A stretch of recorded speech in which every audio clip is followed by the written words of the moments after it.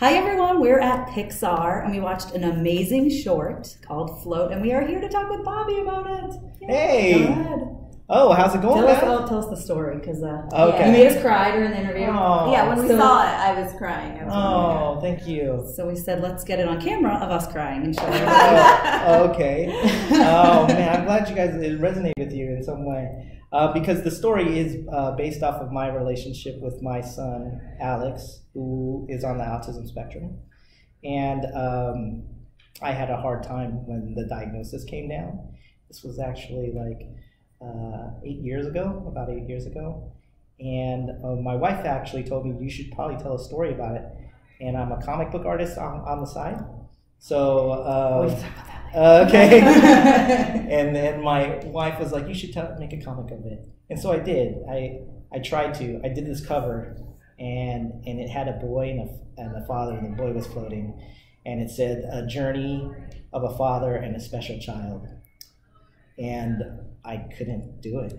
Couldn't work on it. And so I had to put it away. And then just 2 years ago, I was like, I'm just going to do the story. I don't care.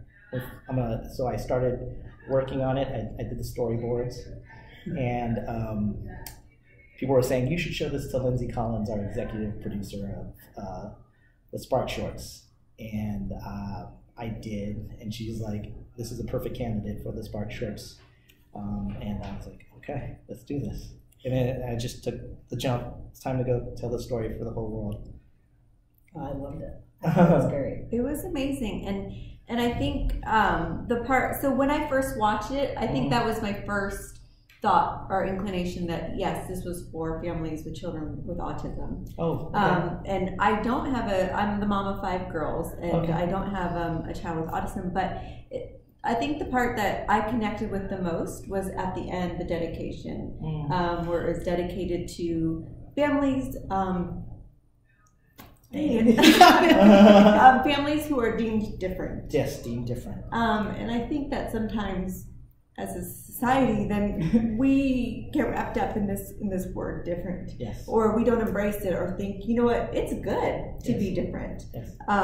And so that is what resonated with me, because I think just being a parent in general, you know, you'll always have children who struggle with friendships or school or not being normal or part of the crowd, and sometimes all they want to do is fit in with the crowd. So So thank you for making... That's why I wanted it to be about difference. And I did want to say it's about. There's a part in the movie where the dad is looking in. He is the outsider, and I wanted to dedicate this to all the outsiders, because you're like, okay, but I'm making the best of the situation, and I'm learning to love and accept my son unconditionally, and not only accept him, but also encourage his gift, and also celebrate his gift at the end. So we're, celebrate his unique gift. And every kid has their own difference. So, yeah. Thank you. I just feel like I want to hug you guys.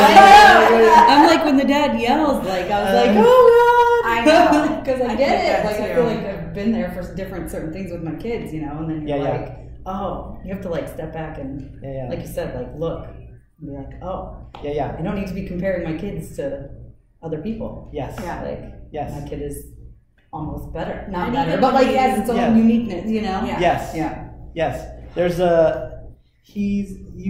every kid's different, and you just gotta let them be.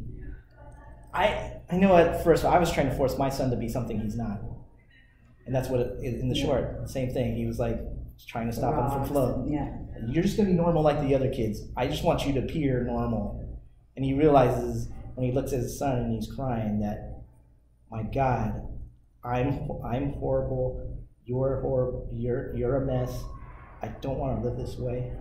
If we walk out right now, this is going to be us forever. But I want you to be yourself. And I want you to, fly. I want you to be yourself. And then he's finally a true parent. I'm not putting my stuff on you. Yeah. Right. You can be yourself. So, yeah. Yeah, no, it was amazing. Yeah. Again, I'm crying again. Oh. So I was telling the girls from the Geekly show this story about my daughter who was going into the 6th grade, like she was starting middle school. That's tough. And so one of her friends was like, you can't wear black shoes to gym. All the girls wear white shoes or gray shoes to gym. Right.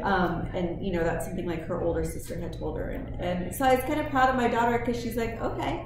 So she found these bright green Tinkerbell shoes. They were like Run Disney shoes that I had bought for another daughter. She's like, I will wear these. And I'm like, you know what? You go ahead. Like, you don't need to wear some white or gray shoes to gym. Yourself. Yourself. But I think it's a good message for kids. Like, has your son seen the short? Yes. And how did he react? He's on the spectrum, so he's all like, that's good, Dad. I mean, I've asked him again when it's not in front of everybody. Yeah. And he likes it, and he's very proud of it. But, initially, he's like, yeah, it's good. Great job. Yeah. I'm not in nothing to this kid. You're like, I made this with Pixar. I know. It's kind of cool. For you, man. Come on. Yeah. He's like, what about your wife? How did she react? Oh, she cried. And my wife was the one that told me to make this story. Because she saw, if I'm being honest, the father is going through a depression. Yeah. And so I was, too. And so she was like, you got to tell your story. You make this, you just go and make this, so. I mean, I thank her. Yeah. And she had the strength. I'll be honest. She had all the strength. I was just like, Alex is autistic. What am I going to do? So, but this short has been so cathartic. And it's been. I'm sure. Yeah. And it helped me, and I hope it I think it'll help a lot of people. Yeah, I hope so. I really do. Yeah. Well, thank you for talking with us. Thank you. Guys, watch Float. Yes, it's going to be on Disney Plus. Yes. So check it out. Life-changing. Life-changing.